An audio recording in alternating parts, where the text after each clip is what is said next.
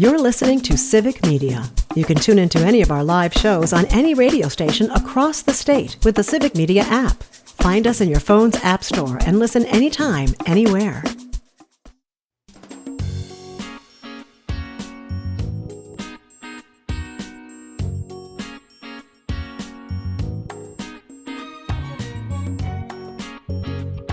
Live across Wisconsin on Civic Media, you're listening to Mornings with Pat Kreitlow, powered by Up North News. Now, from our Lake Wissota studio, here is the founding editor of Up North News, Pat Kreitlow. Oh, that's me. It's time to say good morning. It's 7:06. It's a Friday morning, July 11th, 2025. Nice to have you here up north. Parker Olson standing by in Studio A2. Meteorologist Brittany Merlot in just a sec as well with the weekend forecast. Our weekend review panel will be along shortly. Former U.S. Attorney Jim Santel and veteran journalists Mark Jacob and Jennifer Schulze. A lot to cover throughout the course of the next hour. But here's something else that we can cover during the course of this next hour and the one after that.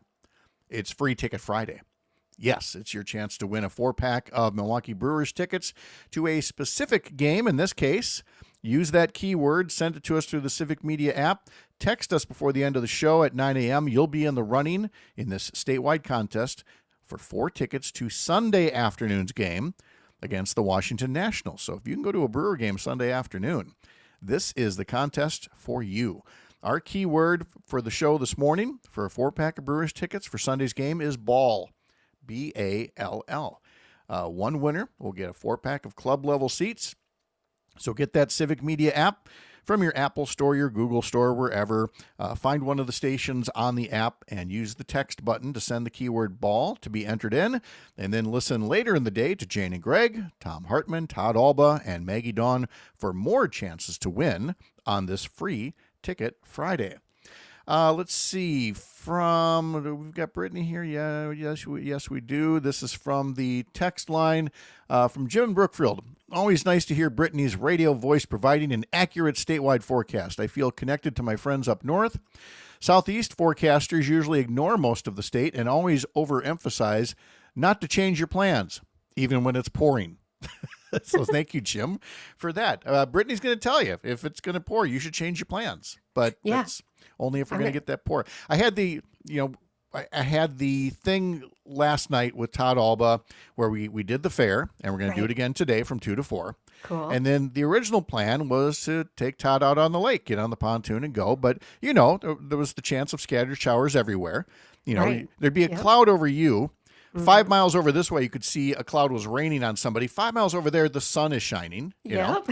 And so we decided to go get some dinner instead. We're sitting outside on a deck, and the sun is out, and it's gorgeous. But, you just know that if you try to get on the boat instead, your luck might change. Yeah, you don't know. So it's not that you cancel your plans. You just need alternative plans, varying plans, contingencies. Yes. So what kind of plans are we making today and tonight? All right. So if you're down south, those plans are probably going to be to stay inside. Unfortunately, we've got that front that is stalled over northern Illinois right now. The low pressure, little disturbance is still moving in towards the Rockford area. So as this happens, it's going to start to lift this front north into us. So southern Wisconsin is going to see those showers and storms starting to increase, especially by this afternoon. They kind of fire up around 2 to 3 o'clock or so.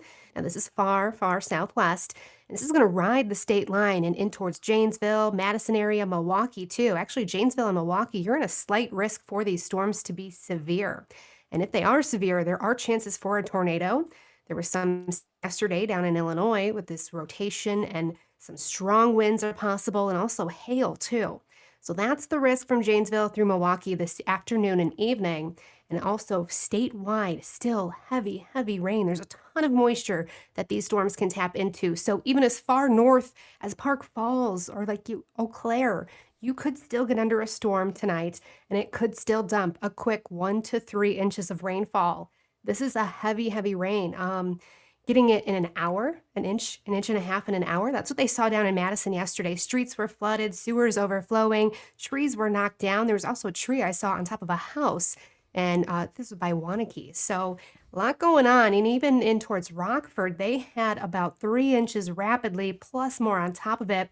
there was waist-deep water in Rockford. The city bus was flooded. There's pictures of 2 to 3 feet water down there. So this can happen. This is not far away from the state line.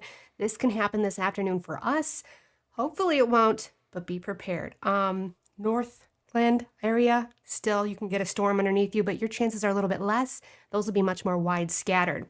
Now, as we go through tomorrow, we still got a cold front moving through. It doesn't look to do too much now. It just wants to spark a few widely scattered showers and storms. Again, they still could pack a lot of heavy rainfall. This will be tomorrow afternoon.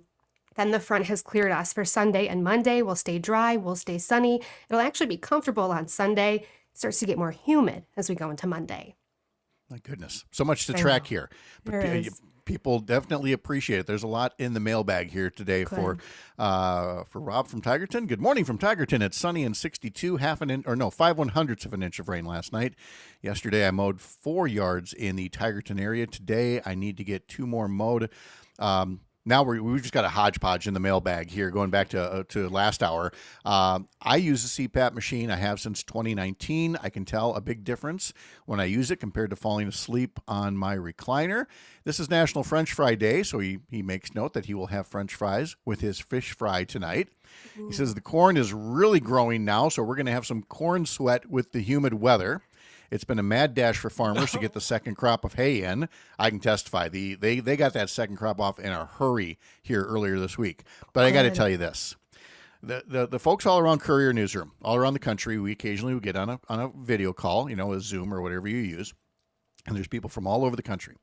And somebody from Iowa Starting Line mentioned corn sweat. Yep. And the folks from the East and the Southwest thought for sure they were being punked. They're like, what is corn sweat? And as the Midwesterners, explained it, you could tell they were not buying this at first. They were like, this is not a real thing. Yes, corn sweat is a real thing. Absolutely, it is. It totally is. It's, that much, it gets real humid there. Roger in Stevens Point says, heavy rain soaked parts of western Portage County and the Golden Sands area west of Plover and the town of Linwood west of Point last night. Tony goes on to say Brittany gets the Northwoods as the most important weather forecast to give rather than, the southeastern part of the state. Let's see. No, I love all of you. It's just important in the woods. Right. You've got a lot of trees to knock down there. Yeah, exactly. And let's see, one more from Rob. Watch out for flooding. And also I have scenic roads that were washed out from the culverts getting washed out. Yes, that is also a thing that could happen. And we mentioned that the sun is setting just a little bit earlier now. It's coming up just a little bit later now. And, it'll be fall before you know. Alicia's like, oh, yeah, there's already some people declaring Halloween. The Halloween stores are going to go up. Leave it to Tony to go, yeah, I miss the darkness. Well, Tony lives up near the tundra, so 6 months of, night is more in his wheelhouse than it is to us. So it's funny that you're saying that. I'm wearing an Alaska shirt right now, where they get the darkness, in winter, but... Or, you don't get to sleep because the sun is always up. I was going to say, you get that far north, it's just always sunny. Yes. And now is Parker, his Mallards game got rained out yesterday. He's got a doubleheader today. Are they going to get the doubleheader in today? Well, I don't think so. Good luck. I hope so. What time is it? I think we start at 4. Yeah, I would say, I don't know. Maybe you'll get one in. You're so no shot, Parker. Yeah. Sorry. Yeah, there may be more makeup games to come. Yeah. All right. Brittany, thank you so much. We'll talk to you next hour. Sounds good. All right. As always, a reminder, sign up for our newsletter. Head over to upnorthnewswi.com. Sign up for our weekday newsletter. We've got a Sunday morning newsletter as well. Today's newsletter talks about the Northern Wisconsin State Fair, where Todd Alba and I will be today from 2 until 4. Come over and say hi if you're anywhere near Chippewa Falls. And also some stories there about scenic destinations in Wisconsin and public factory tours that are available as well. So much to check out in our newsletter. Again, upnorthnewswi.com. Our weekend review panel will be coming up next. We've got some court cases to talk about, birthright citizenship, of course, but there's also a new challenge to the congressional maps in Wisconsin. You'll recall it was not long ago at all. Was it last week before, that the state Supreme Court said it was not going to take up original jurisdiction over a challenge to the current congressional district boundaries. But now another lawsuit has been filed, and so we'll ask former U.S. Attorney Jim Santel about the differences between them. We'll have that coming up for you in just a short time. And one other story that caught my eye, and not in a great way, the headline from the Milwaukee Journal-Sentinel, Frank Vaisvelas. Sorry, Frank, if I mispronounced that. Trump dumps a panel targeting offensive names. So Wisconsin's half-breed Rapids will likely stay. That is because the Trump administration dismantled a committee tasked with removing racist names from landmarks. It was established by Interior Secretary Deb Haaland in 2021. Haaland was the nation's first Native American person to serve as Interior Secretary. The Trump administration dismantled the committee, in part saying that moves like this to remove racist names are racist themselves, because that's the kind of down is up world that we live in nowadays. So a lot of places have had their names changed. There were 28 different place names that changed in 2022. All had the derogatory name for women as part of their title. A lot of them were, rivers, lakes, creeks throughout the part of the state. But the work hadn't been done yet. And so other racist names like Half-Breed Rapids would have been the next logical step, according to Chris Goodwill, who is Menominee and former tribal liaison for the Wisconsin DNR. But the committee never got the chance before it was dismantled by the current Interior Secretary, Doug Burgum, the former governor of North Dakota, who had been considered a friend by tribal leaders, according to the Milwaukee Journal-Sentinel article. Now, Half-Breed Rapids is on the Tomahawk River, about 20 miles west of Rhinelander, near the Lac du Flambeau Reservation, and within Ojibwa-ceded territory, which is land the U.S. took from the Ojibwa, where tribal members reserve the right to continue fishing and hunting. Now, the reason this really stuck with me is because of a hockey game. You'll recall I was following the Western Michigan hockey team on their way to a national title because my son-in-law works for the team, and that included a game against North Dakota. Now, the University of North Dakota has been the Fighting Hawks for quite a few years now. Prior to that, for several decades, they were the North Dakota Sioux. And there are folks who will tell you, well, that's part of our culture. No, that's just your stubborn pride, unwilling to let go of, names that you've appropriated from elsewhere. It's not like Sioux was North Dakota's original team name. They were the Flickertails originally, named for the ground squirrels around North Dakota. But then they changed to the Sioux because, racism was cool back then. Like cigarette smoking or chasing your secretary around the desk or, redlining the maps so that black families couldn't buy a house. Good times, right? So if you wanted to name your team, for the Red Men or Indian Head or Sioux or whatever, you got to do that for the longest time until finally enough folks said, maybe not a great idea. And the names were starting to get changed back or given something less racist. And then Donald Trump happened. Still a work in progress in this country.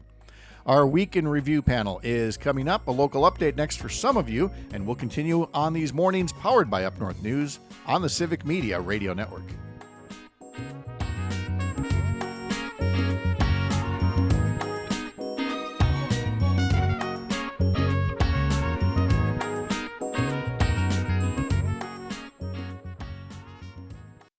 You're listening to Civic Media. Stay up to date on the latest news and information for your local community and Wisconsin by signing up for our free email newsletter. Visit civicmedia.us/email to get started.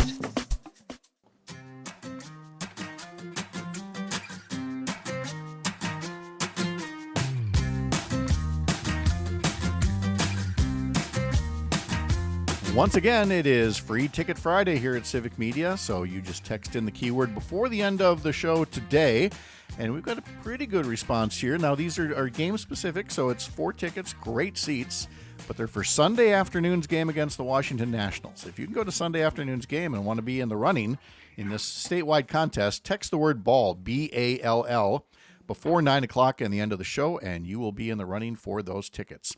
Former U.S. Attorney Jim Santel is joining us now, along with journalist Mark Jacob and Jennifer Schulze joining us. Whoops, I got to hit those buttons in the right order here. And joining us from Mark and Jennifer from the Chicago area. Hello, panel. Nice to see you all, as always. Good morning. Hope everybody had a good 4th. Let's jump right into things here. Jim, we'll start with you because there are some legal cases. We've already talked at length about birthright citizenship. We may get back to that, but I want to ask you first about another legal case, and it is this new challenge to the congressional district maps. And I don't know the difference. The original one said, this is a partisan gerrymander, and the state Supreme Court didn't want to take it up originally. This new one says the congressional maps are an anti-competitive gerrymander, and they're willing to work their way through the court system. But I don't know if there's anything in there that sounds like it's likely to gain any more traction than any other attempt, unfortunately. What do you think? Traction, Pat, I think is what we focus on. The thing that I think many people find interesting about this is, thank goodness, finally, let's all take a breath and say that our judicial system works when we begin at the trial court level, right? We've forgotten all that. And so these recent cases recently, and a year or so ago, when the Wisconsin Supreme Court said, no, go away. We're not deciding on the merits of your challenge to congressional line drawing. Go back to the trial court and develop a record on this. This is how our system works.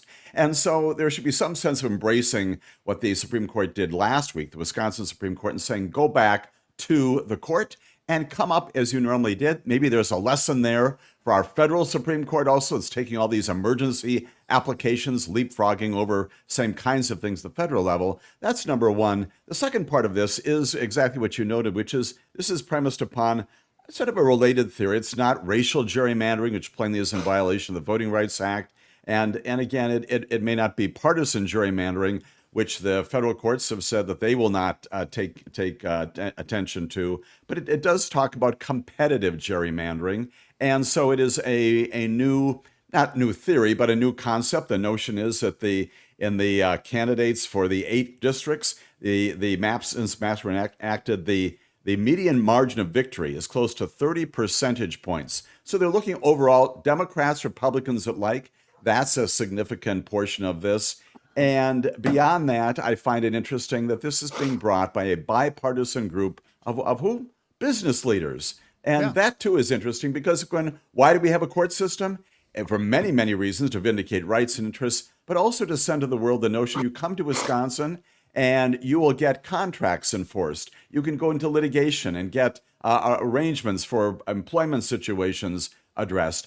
It is good for business to have a court system that is rational and normal, including districts for the congressional seats. Normal is the word that I would seize on, and getting back to norms. And there's a related thing about getting back to norms that I want to bounce off Mark here, and he was the one that raised it from a New York Times headline. And we've seen this all the time, but he specifically picked on this headline. Social Security email says policy bill eliminates tax on benefits. Does it? That was the headline. Does it? Mark says on a social media post, why are New York Times editors asking this question when they know the answer? I don't know, Mark. Do they? Well, the story did. That's the thing. The stories are often better than the headlines. The headlines often say less than the story did. And in this case, the Trump regime is sending out a misleading email that's saying that they eliminated Social Security taxes on Social Security, which they didn't. They did some sort of relief for some people, but they definitely did not eliminate taxing of Social Security income. And one thing, Pat, I went back and looked at it, and the New York Times changed that headline. I think maybe it was people other than me saying, "What the heck are you doing? We don't pay these subscription rates so that you can ask us questions. We pay the Yes. subscription rates, so their headline later said Social Security sends a misleading email claiming to eliminate taxes, which is See, where they should have there. been in the first place. Exactly. Jennifer, this is not an easy thing in newsrooms, the discussion of the tease or the headline of how to make it compelling. You want the people to click on it, you want them to read it, you want them to stick around past the commercial break, but there's that line somewhere where it becomes clickbait, and I don't know that there's a right or wrong answer, but in this case, much like the old Supreme Court justice said, you know it when you see it. It's clickbait. Well, I come from a good long history of local TV news where writing catchy little teases to get you to stick around through the 2.5 minute commercial break were very important to us. And it has been really disappointing to me to see grand news outlets like the New York Times follow that mistaken thing that we were been doing for years in TV news, and they have a choice, and they're making the choice to ask a question they already know the answer to in hopes that you will click on the story. But as we have talked about 100 times, people typically only look at the headline. Oh, maybe they did it, maybe they didn't. Oh, well, and it's just we don't have time for that in this environment we're living in right now. No, I mean, look, there's a lot of people that we say don't just get your news from the headlines, but by the same token, the headline should at least contain a kernel of information in there. And again, these are tight ropes we all walk in various professions. In the profession of journalism, it seems fine to ask them, stop asking questions in your headlines. Will we talk about something more after the commercial break? You'll have to tune in after the commercial break to find out. Live from Lake Wissota on the Civic Media Radio Network.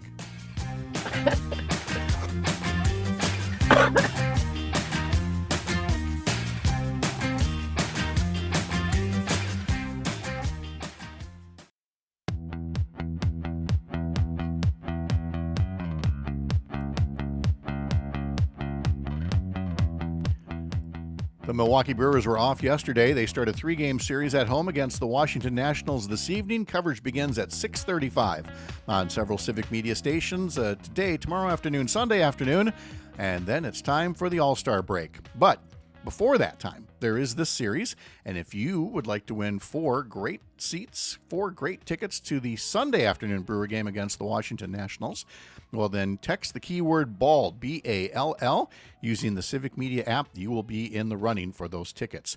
There will be a rally at the state capitol today, put on by Wisconsin Early Childhood Action Needed, Wisconsin Public Education Network, Main Street Alliance, and others. Basically all about the state and federal budgets that were passed last week and how both of them continue harm to many Wisconsinites by benefiting the wealthy in the form of tax cuts and not doing nearly enough for things like the childcare crisis and K-12 education. There will be a news conference there at 9:30 with several speakers, including Corrine Hendrickson, who's talked to the show plenty of times on childcare, Secretary of State Sarah Godlewski, and many more. So again, that's at the state capitol over on the State Street steps. And then there will be some letters delivered to elected leaders as well. So we may talk more about the federal budget that was passed and the coverage of it with our panel, Jennifer Scholze, Mark Jacob, and Jim Santel. But I do want to take a moment to talk about coverage of the Texas floods. Jennifer, let's start with you. It's the subject of your latest column in Distinct Chatter that you can get on Substack, and what you had to say about the coverage of the tragedy in Texas so far. Well, I'm very impressed with the coverage. I think that local Texas media in particular, TV and print, digital, have all done an excellent job, not just telling the story about the tragedy, and it is a tragedy. I mean, it's just a nightmare. I can't even imagine. But they are also very aggressively holding officials to account. There have been numerous news conferences that have been held on live TV where reporters have really pressed these officials to say, why didn't you do X, Y, and Z?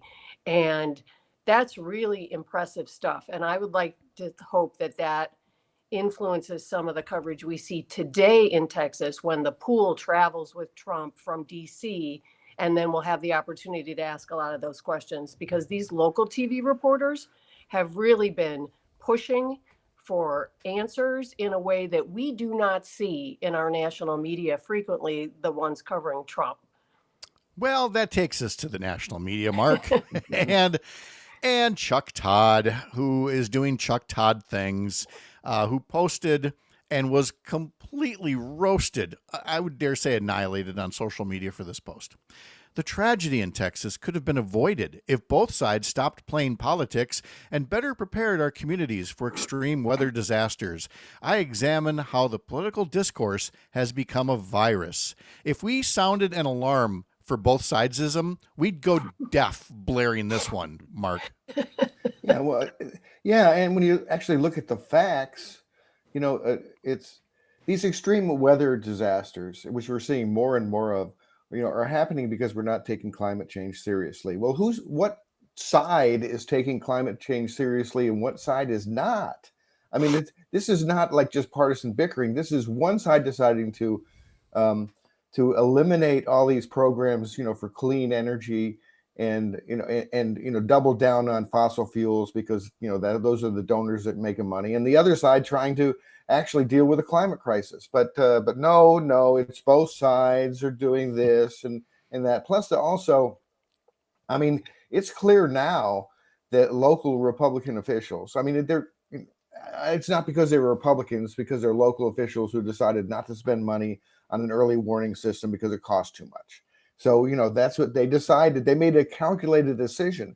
This was not just a matter of, well, we didn't know better. They discussed it. They decided not to spend the money to protect people because it costs too much money. And so, zero in on that. Don't do this kind of vague kind of, partisan bickering, that doesn't get us anywhere. And then it's Chuck Todd acting as if he's above it all instead of actually zeroing in on whose fault it is.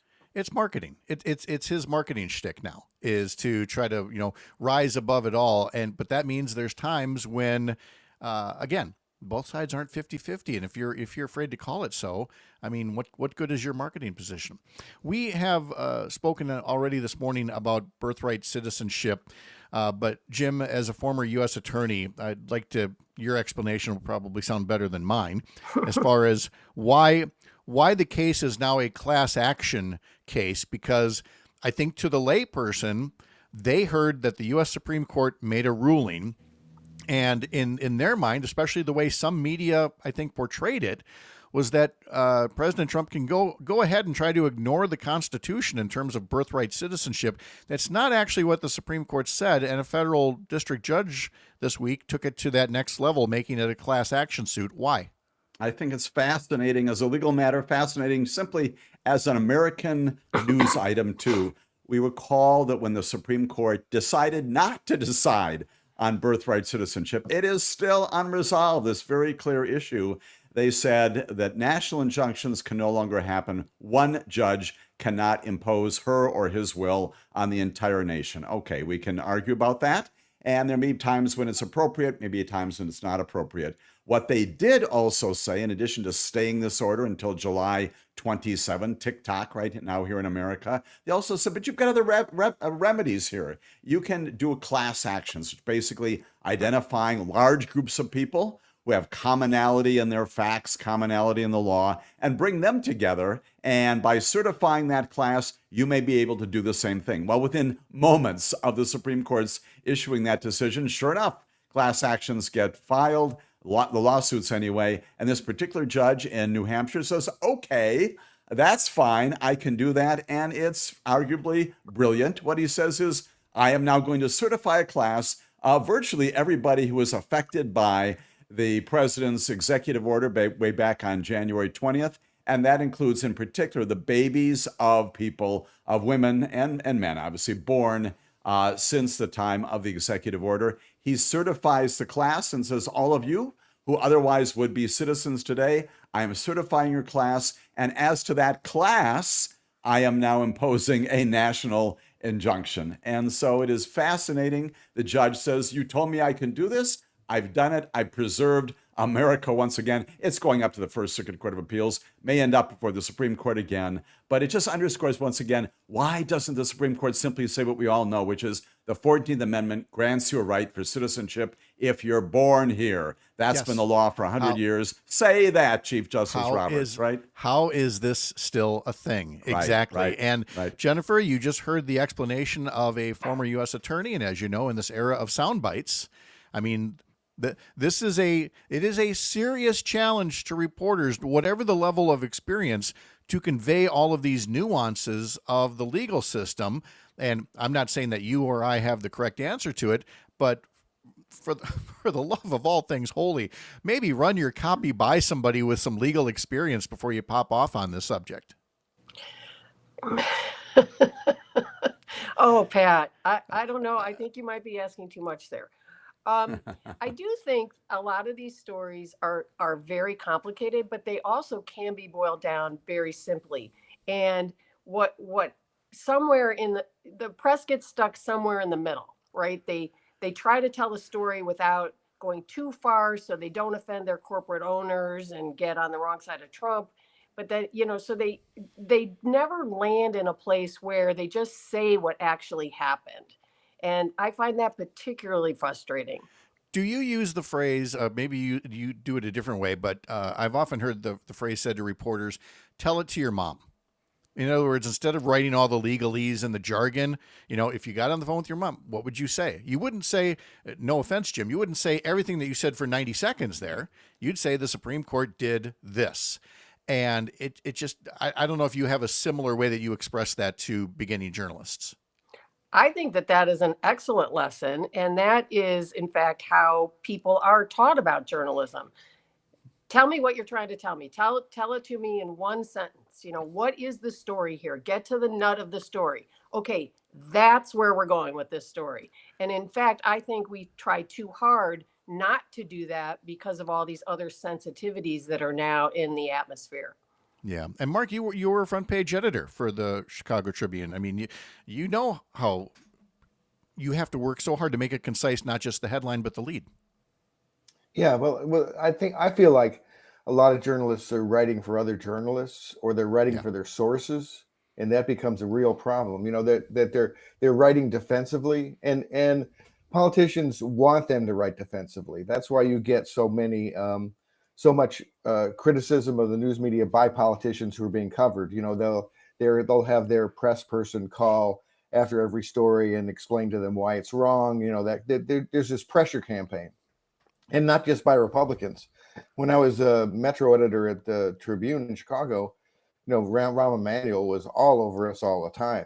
And if in effect what he was doing was working the refs, he was trying to get us to use and trying to intimidate us so that we would say other things. You would think twice. Softer things next time. And so yes, I mean, exactly. Talk to your mom. You're not talking to Rahm Emanuel. You're not talking to some other journalist who's a competitor. You're not trying to impress anyone. You're just trying to tell your mom what happened. Mm-hmm. Now, we've mentioned that Jennifer's latest newsletter for Indistinct Chatter is on the Texas floods. Your latest, Stop the Presses, the headline is Jake Tapper believes in Jake Tapperism, which is probably one of the most honest headlines I've seen in the longest time of trying to explain the way that he has covered certain things like a dog with a bone that they just will not let go of. And that's as Jake Tapper as it gets. Well, my contention is that he's really a journalistic windsock. It's not that he's a right winger or a left winger or anything like that. I mean, he was actually quite hard on Trump in the early days, but now that Trump is an established, he's here for the second time as president. I think Tapper's decided to kind of play to that audience, and he's decided idiotically to make a big deal about a former president who's no longer really a factor in American politics, rather than looking at, trying to report on the 5-alarm fire that's happening next door. And I think he's just a careerist. He's just trying to position himself for maximum benefit to Jake Tapper. Well, the fact that he's got a history that stretches back to, the Monica Lewinsky scandal. I mean, he's got a record. He's got a style, which again, works in certain circles, but I also feel like somebody like you needs to, point out the way that operates. So that's in Stop the Presses. Get it at stopthepresses.news or couriernewsroom.com. And then last but not least, Jim's got this program on the weekends, Amicus, a law review, Saturday mornings. I'm sure you're going to get into a couple of the cases we've already talked about. Any that we missed that you want to promote quickly for tomorrow's show? One of the things we're also going to talk about is Pam Bondi. Yes, indeed, she's our Attorney General, saying some very interesting things about how Assistant United States Attorneys and department lawyers should act, what the principles, the standards are, changing America by virtue of what you're telling your lawyers' staff to do. We serve, the Department of Justice serves America, does not serve Pam Bondi, does not serve the president. That has changed in the past 5 months. More of that, again, coming up on Saturday. I can't believe we're not all taking loyalty oaths already. I mean, God knows that's the expectation. A local update is next for some of you. Others will stick around here with the panel. And then in our next hour, we'll talk to Dr. Kristen Lyerly, who's out in Washington, D.C., and we will get sports from Mike Clemens as well. What has happened with the Brewers? Where did this team come from? We're loving this. We'll ask Mike about that next after the 8 o'clock news here on the Civic Media Radio Network.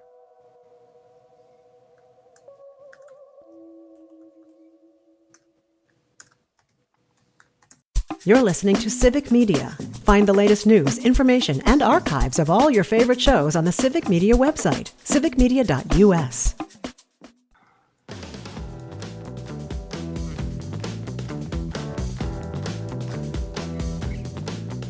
One more time for Free Ticket Friday, ball is our key word. So use the Civic Media app and text ball, B-A-L-L, and be in the running for 4 tickets to Sunday afternoon's game, Brewers versus the Nationals, a statewide contest coming to you from the Civic Media Radio Network.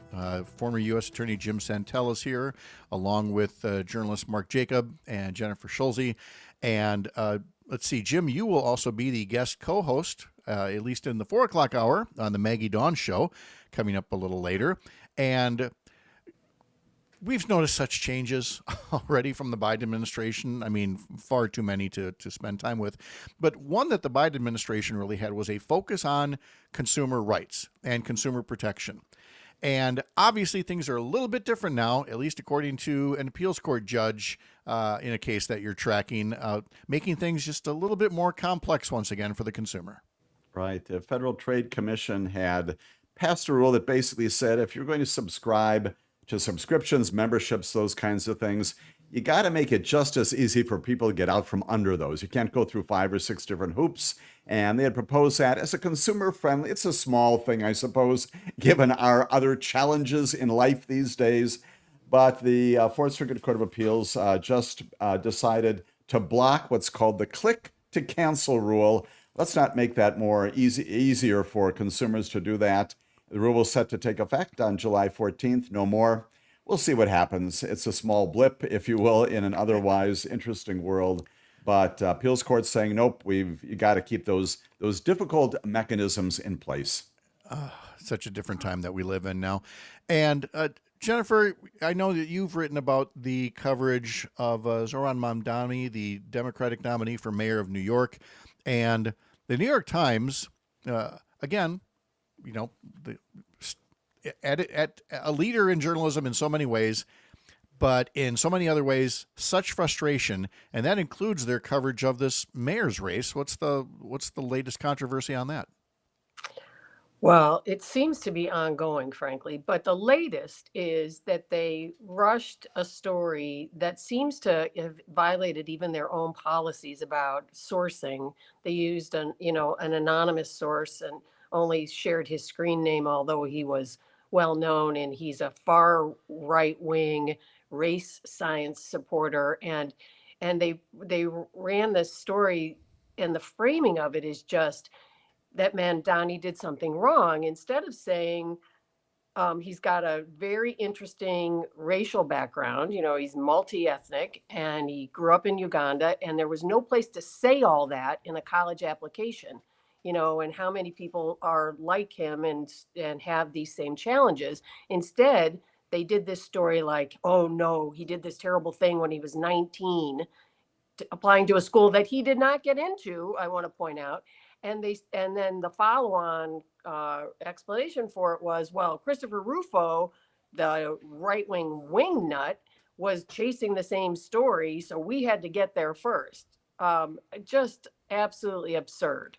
It just, Mark, that's a level of competitive pressure that at a certain level you're above. Obviously, you always want to be first, but not at the expense of your own standards. No. I mean, I always used to tell people, the number one job is to be right. Number two is to be first. I mean, and you don't want to be first and wrong or violate your standards. So Mamdani, when he was, applying to college when he was a young man, he checked the boxes for African American and for Asian. Well, his parents are from India, and he was born in Uganda. So he wasn't lying. He was just trying to deal, as many people deal with a system in which, just checking boxes doesn't tell the whole story.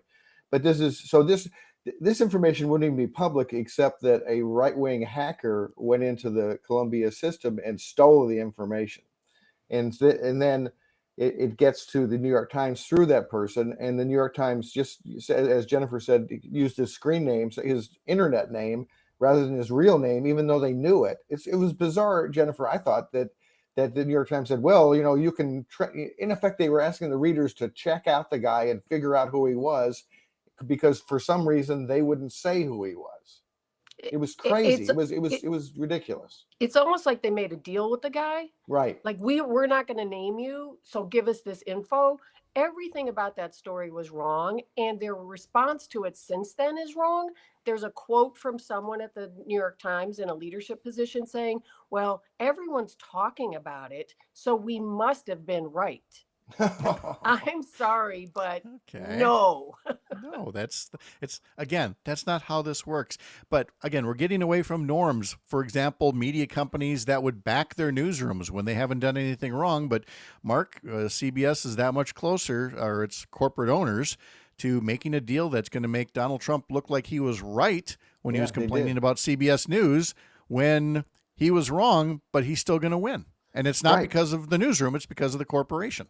No, I mean, these are the cases in which the major media organizations have completely defensible court cases, but they're bending to Trump anyway because he has other things to hold over their head. In the case of CBS, he can scotch the CBS parent company's deal to merge, and he's using his FCC to try to block that. But, so they just, so they're going to write a $16 million check to Trump's library, which I can't imagine. It'll be like 10,000 copies of Art of the Deal, I guess. I have no idea what his library would be like. But this is the media bending to the knee, very dangerous. And it just means that there are fewer and fewer credible outlets out there. Yeah, without a doubt. And Pat, if I can even add to that, remember the underlying allegation made by our president was that CBS News had plucked and clipped some of the interview sections with former Vice President Kamala Harris, and somehow that is violative of, I don't know what it is, but we do that. You do that all the time in journalism, right? There is nothing wrong here. This is not New York Times versus Sullivan matters, where you publish something that's wrong, not even close. So the merits of this were completely absent. Settling this for $16 million, again, as a litigator, I don't do this kind of law, but equally shocked. Jim Santel, Mark Jacob, Jennifer Schulze, thank you as always. Have a great weekend. All right. Take care. Coming up next after the news, Kristen Lyerly and Mike Clemens, all next here on the Civic Media Radio Network. The national news cycle never stops, but it can be hard to find news about your local community. Civic Media is dedicated to providing quality local and state news coverage across Wisconsin. With the Civic Media app, you can get notifications about local stories that matter to you and your community. Find the free Civic Media app in your phone's app store and choose notifications from the menu to tell us what kind of news you want to hear about.